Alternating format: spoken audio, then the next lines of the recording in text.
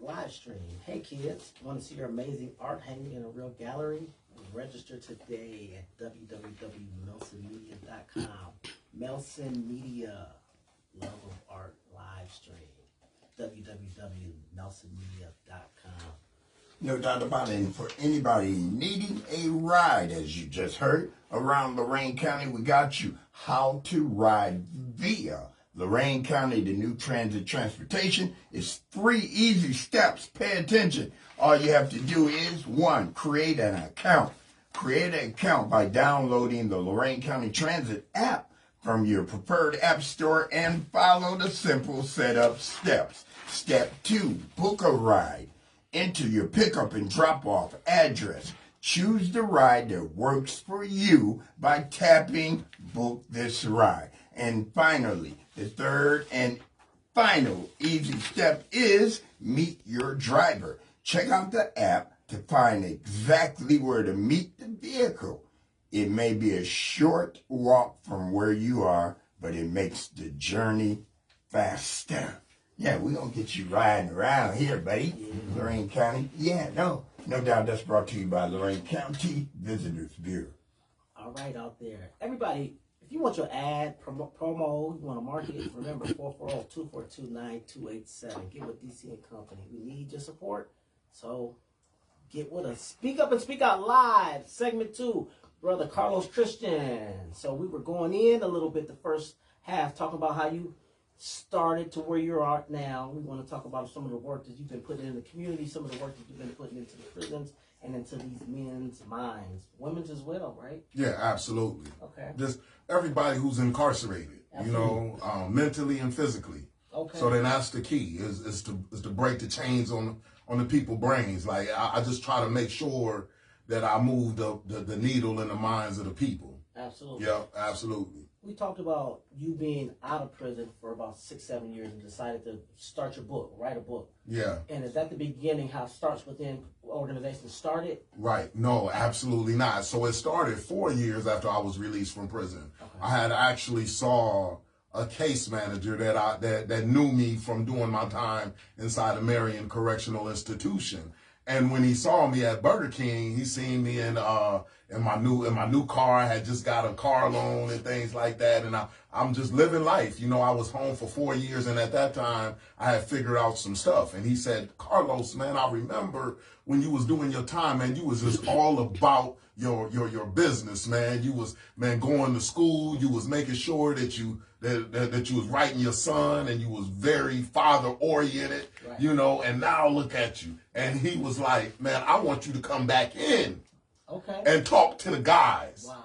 Now, when he said that, immediately what clicked in my mind, because I never even knew that people was going back in. When I was doing my time, I didn't see nobody who went home and came back in, right, unless they was coming back in with new numbers. Yes, sir. Right. And when they came back in, they would come back in with those stories and saying, it ain't nothing out there, man. Ain't nobody hiring us, man. It's crazy. Right. Man, you might as well just continue to do what you do, right? They would come back in with those stories, right? So when he gave me that opportunity to go back in, I said, man, I want to do more than just talk.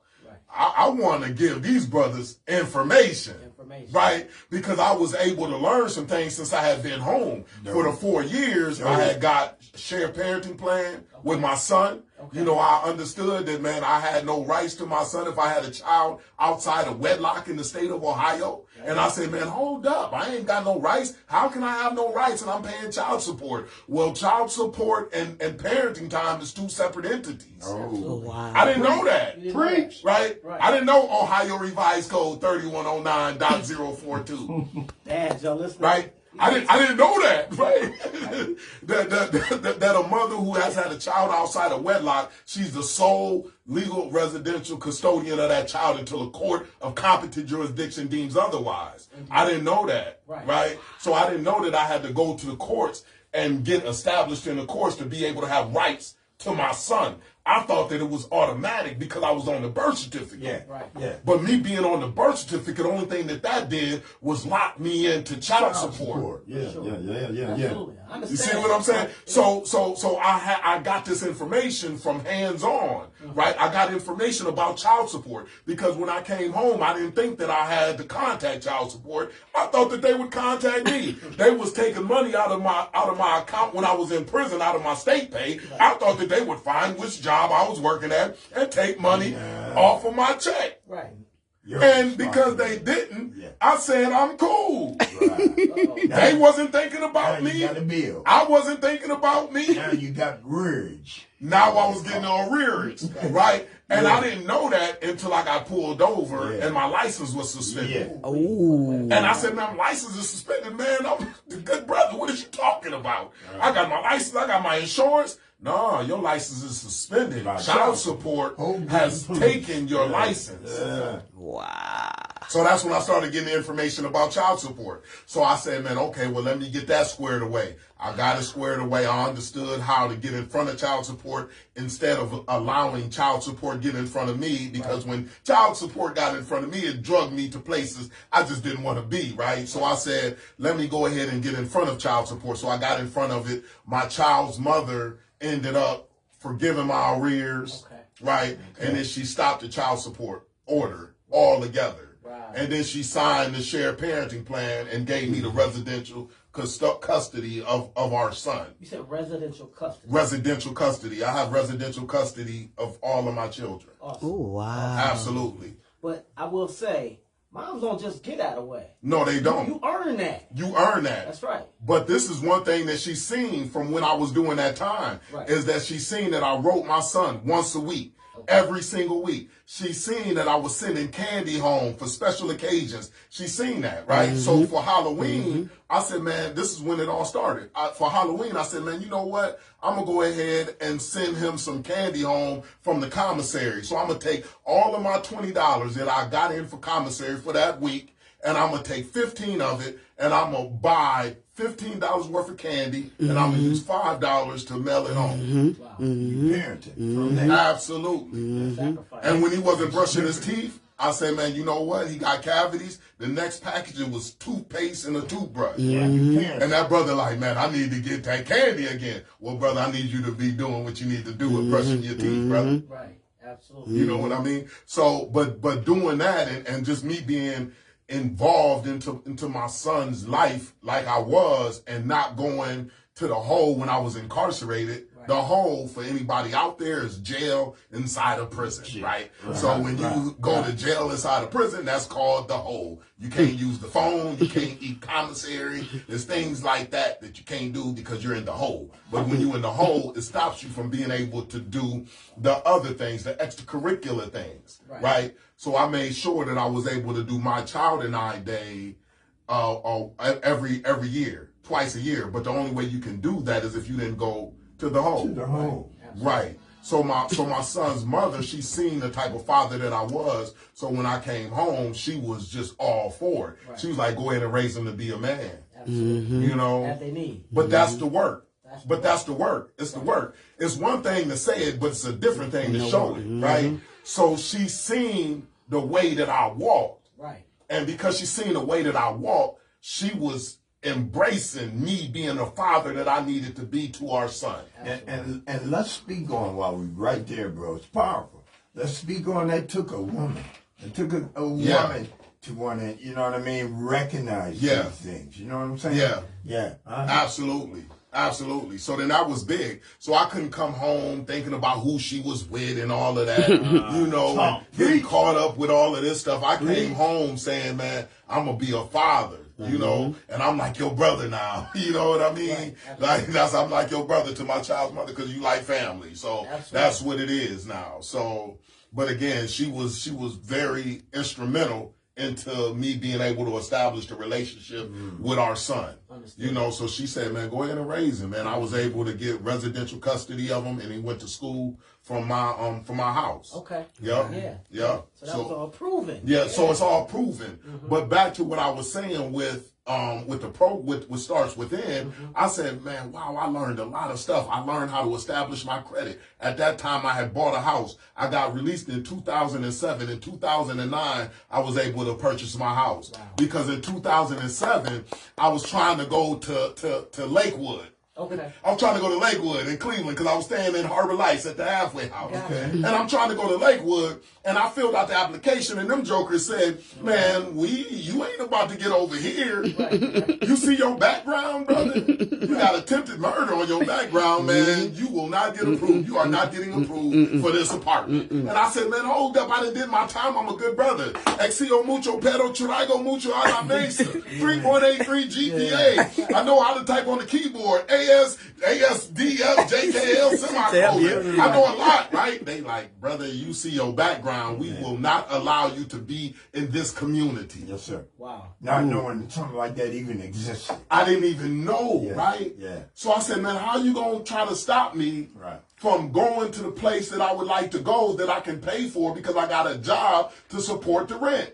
Right. So they said, no, your background. And I said, okay, that's cool. So I ended up going off of 30th and Carnegie, Okay. getting me a 1-bedroom. Okay. You know, it had roaches in it, but it was mine. It was yours. It was It's mine. kind of funny though if you stop right there, man, because this brother, Yeah. he preaching on the remix, Oh, right? yeah. Because I want to touch on something, man. Because you touched it earlier, how we have to be careful not to succumb to our environment. Yes. And he also touched on how, and it's a whole different conversation, how there's things out here set up to kind of, no, you can't come to this Right, neighborhood. right. But you got to go over here. Almost trying to set you up again. But go ahead, man. Go And ahead. that's exactly right. So now the mind, I'm like, hold up. Okay, cool. Now let me figure it out. So me figuring it out is I had a brother in Cleveland, and he also did Fed time, and he was in the process of buying his home.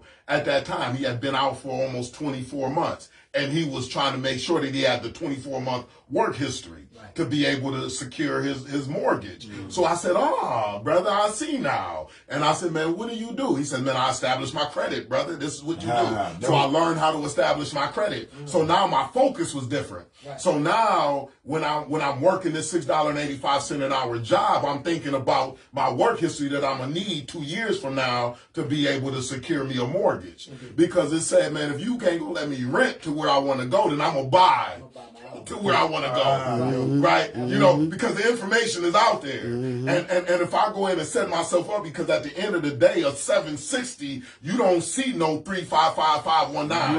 Right. Only thing you see is the 760. 60. So I just say, man, I don't complain about the rain. I just get an umbrella. Yeah. It is what it is. And that, You know, and that 760, brother. ain't no. They not even asking where you work. They just that's the see point. that 760. They see that 760 Yeah, and they like, man, you can get the best interest rates and everything. And I'm like, wow, I'm driving off the car with no money down, right? Not paying nothing, driving off the car lot with no money down. So I was understanding how important and powerful the credit is. So I said, man, let me go ahead and get my signature right. Because when we coming up in these neighborhoods, we think so much about, man, this money that we folding. Right. But it's not about the money that you fold. When you thinking about the money that you fold, your reach is limited. You can only touch the people that your arms can reach. But when you start to talk about your signature, brother, my signature is worth something. Absolutely. Brother, I can fund an idea with my signature. So I said, man, hold up, man. Like, so I just started to say, man, you know, I'm gonna get all of this information to be able to function in society at a high level, so I don't continue to function in the underworld. Because as long as I function in the underworld, I'm gonna get these type of consequences, which is what? Yes, sir. Prison. Underworld stuff. Yeah. Prison, shot Background up, check. you know. It's three situations that it's three places that you end up when you're in the streets. And I said it in the TED Talk. Either you incarcerated, either you dead, or you handicapped. Brother, brother, that's real. Yeah. You see people inside of the joint, they got bags and stuff attached to them because they done been shot up. Right. They not the same. Right. You know, all of these wars that people get into, by the time that they 40, they got to deal with all of that stuff. Their bodies don't work right no more. Absolutely. Right? This is what the streets do to you. Yes, sir. Right? So I was so excited about the opportunity to go back in just to share all of that information. Absolutely. And that's how Starts Within was born, from that space. Right. I'm a show brothers how to establish their credit. I'm a show brothers how to interact with child support. I'm a show brothers how to attack this employment piece. I'm a show brothers how to start their business. I'm a show brothers how to buy a house. Like, I had that idea to do it all myself. And then I met somebody at the bank, and he started talking with me, and we started building. And he said, Carlos, man, I got people who can teach all of the stuff that you want taught. They experts in that particular field. And I said, what? You got a person who's a financial literacy expert? You got a person who's an employment specialist expert? Yes, sir. You got a person who's a parenting expert? You got a person who's a business expert? Right. I said, wow.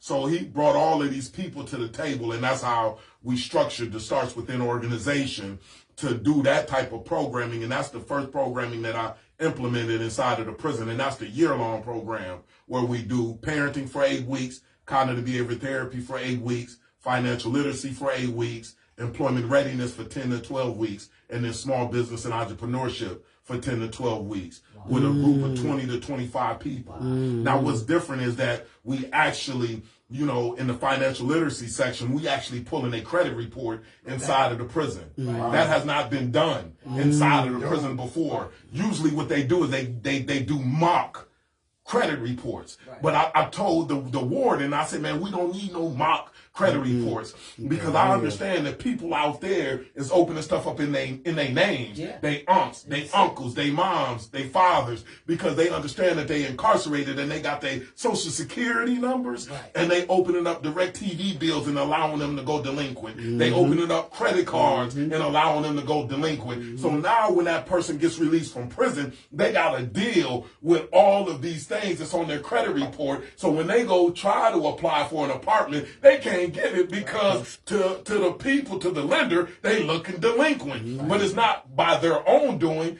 it's by the doing of the people that they come from. So now I said, man, we're going to go ahead and look at your credit report. And not only will we look at, we're going to teach you how to read your credit report, and then we'll teach you how to dispute your credit report. So now we send that dispute letter to Equifax, Experian, and TransUnion. Yes, sir. And now the credit report gets sent back inside of the prison with all of that stuff off that was delinquent. And we see a lot of delinquencies on there that's been built, that's been put on there by their family. They like, man, I've been locked up since 2012. I go home next year. How something was open in 2017? Right. Right. Brother, Right. you've been got. Right.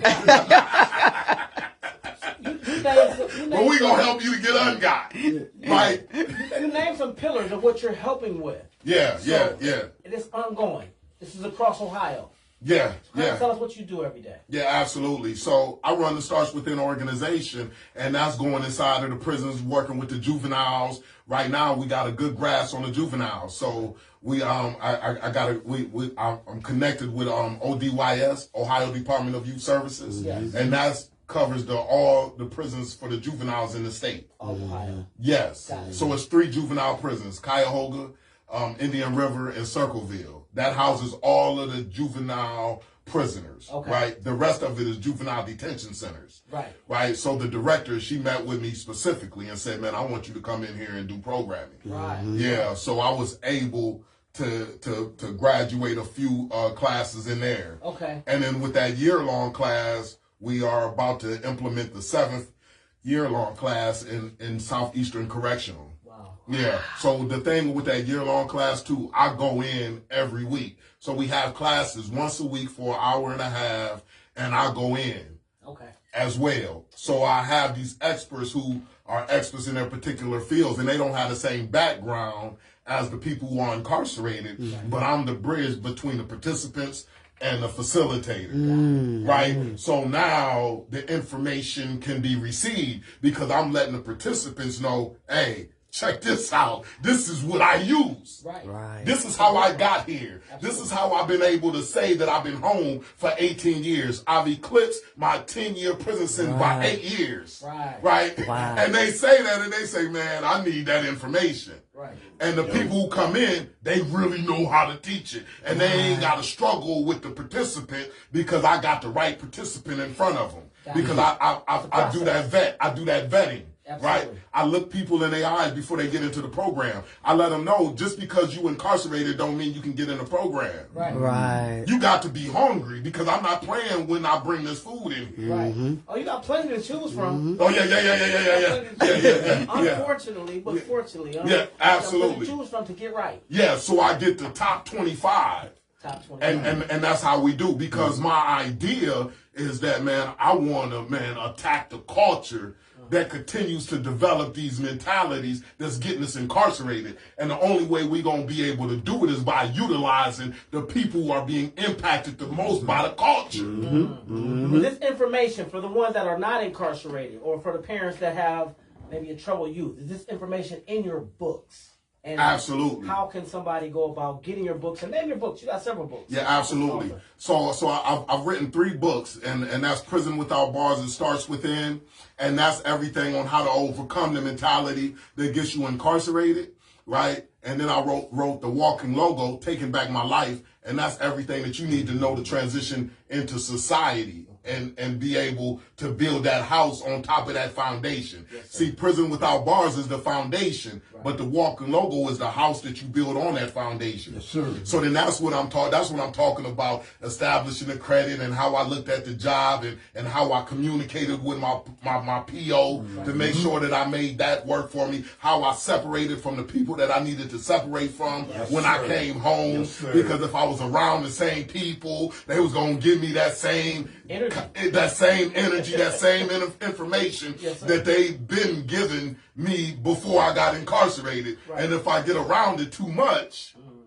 it'll suck you in. Yeah. So that's why I was intentional. I told people I ain't even seen no crack since I've been home. I ain't even seen no crack since I was 19 years old with my own eyes. But that's because I haven't been around it. I don't know no prices. I don't know nothing about what's going on in the drug game. I don't need that information because if I would have got that information when I came home and child support took all of my money out of my account, I might have been tempted to go back out there and get me a pack because I understood how the inner workings work, right? And I said, let me go get me a pack because I got the numbers, right?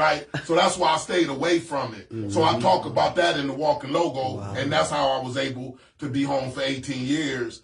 And then I talk about... Tell them again, Mr. Christian. How many years? 18 years, man. 18 years, man. Defying the odds until the odds is in our favor. Absolutely. You know, that's the mindset, you know. Because now with me being involved with my children and things like that, now I have the opportunity to be able to see my son raise my grandchildren, right? It's a whole different ball game. So now the odds is in my grandchildren's favor because my grandchildren got their father and their mother involved in their lives. There's no broken household there, right? But that's because I made the decision to change my direction, and I was there for my son to do the best that I can to be able to raise him with the mind to go ahead and never get incarcerated. So now my grandchildren, they don't even know nothing about incarceration. You see what I'm saying? And the third book is The Greatest Responsibility, Becoming the Parent Your Child Deserves. The greatest responsibility. Yep, absolutely right. Absolutely right. How to establish that strong relationship with your children so you can get the influence that you need to be able to be effective. Right? I don't want society in the driver's seat in the lives of my children because they're going to take them right into a wall and hop out before the car hit the wall. I don't want that. Right?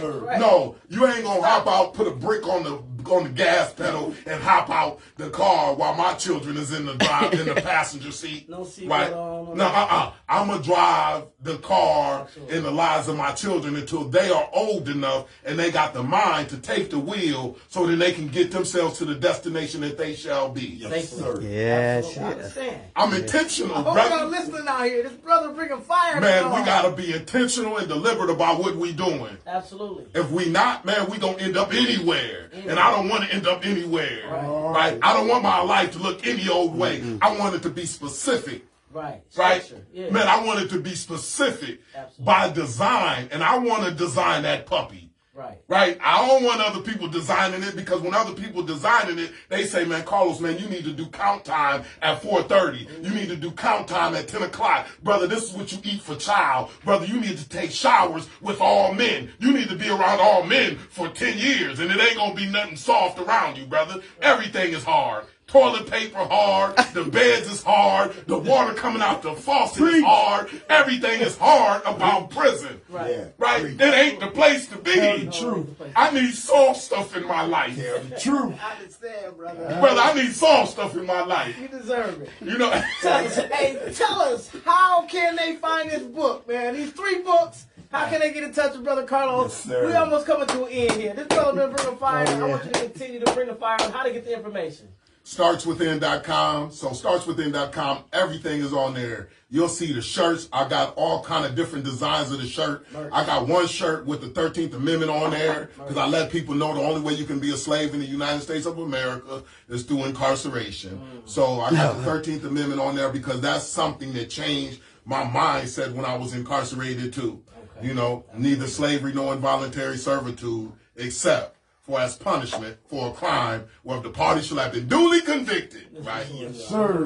One more time, website, sir. Website. StartsWithin.com. Everything is on there, and also you can go ahead and put your email address in there to become a part of this movement. Like, we need all hands on deck. The penitentiary is a Goliath, and it can't be just tackled by me alone. This is going to take us all, but I'm going to keep on fighting. Absolutely. I'm going to keep on fighting until it is what it need to be. Sure, brother. Right? My feet is on the ground, brother. They hot. Absolutely. It's hot, y'all. Carlos Christian, y'all. We don't speak up and speak out. Anything else you want to tell the people out there? Man, just like I said, man, just tap in, man. Just tap in. Like, the new Underground Railroad, what I believe it to be is all of us coming together to address an issue. Yes, sir. Which is this new legalized slavery of incarceration. Yes, sir. We come together just like they did back in the days, and it's people from all different backgrounds. You ain't have to be incarcerated. You ain't got to do, you just have the desire to see the people free. Absolutely. My man. Tap in. Carlos Christian, y'all. Also, honoree for African American Community Foundation this summer. He's got a lot going on. TEDx. Go check him out. He got books out here. Carlos Christian live on DC and Company. Speak up and speak out. Catch y'all next time. Peace. Peace.